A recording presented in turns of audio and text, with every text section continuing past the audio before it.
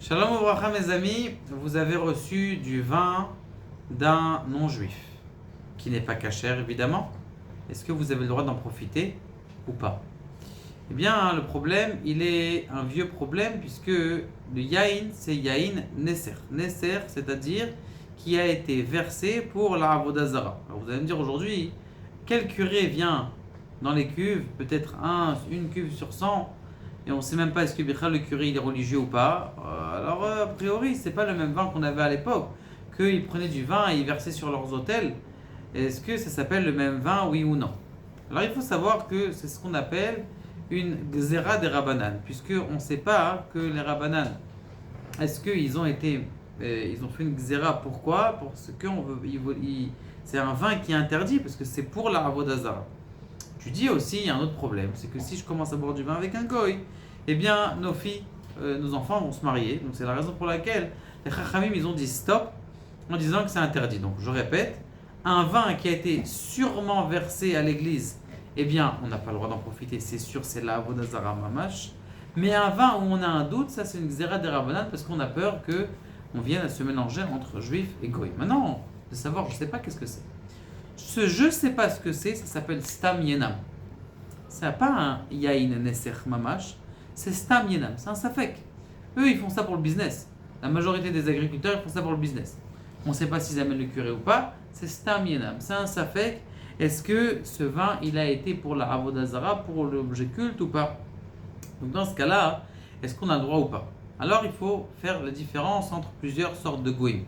Il y a le goy qui est comment on appelle ça, arabe, que lui, il croit en Dieu qui est unique, et donc si lui, il fait du vin, même s'ils font pas du vin, parce que dans l'islam, c'est interdit de boire du vin, eh bien, il en fait quand même du vin, et sa religion, il s'en fiche, c'est lui qui fait ça. Alors dans ce cas-là, j'ai le droit de profiter, pas de boire, on n'est pas du tout en train de parler de boire, il faut que ça soit bien cachère, avec un Hercher, 2 Hercher, 3 Hercher, le maximum le plus cachère, il faut que ça soit gardé. Ça, on n'est pas en train de boire. On est en train de parler de façon monétaire, est-ce que j'ai le droit de le recevoir?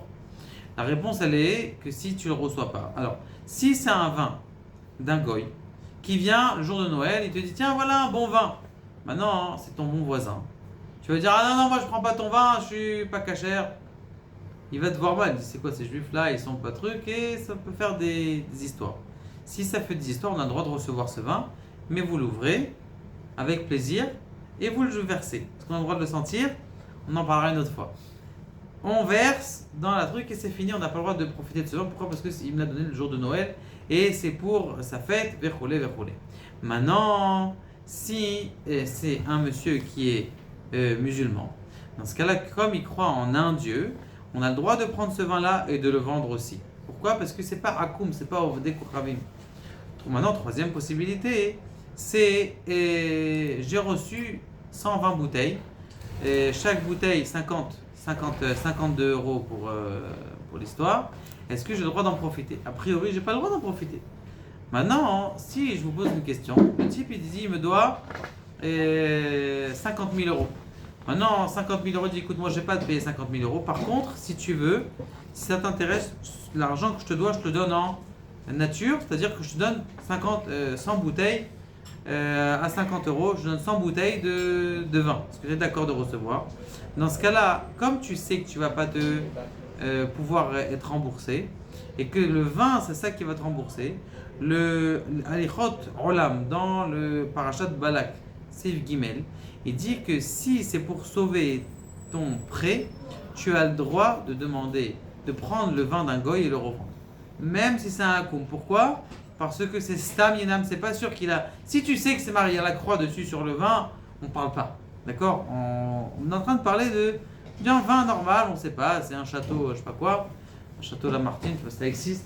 Et on veut savoir est-ce que c'est. Ça, on a le droit uniquement si c'est pour rembourser une dette et que j'ai pas d'autre possibilité de le prendre. Mais si c'est pas pour rembourser une dette, si c'est un cadeau que je reçois, je prends le vin et je le verse, à part si c'est un arabe qui l'a fabriqué, dans ce cas-là, on a le droit de le revendre. Baruch Adonai, l'Olam Amen.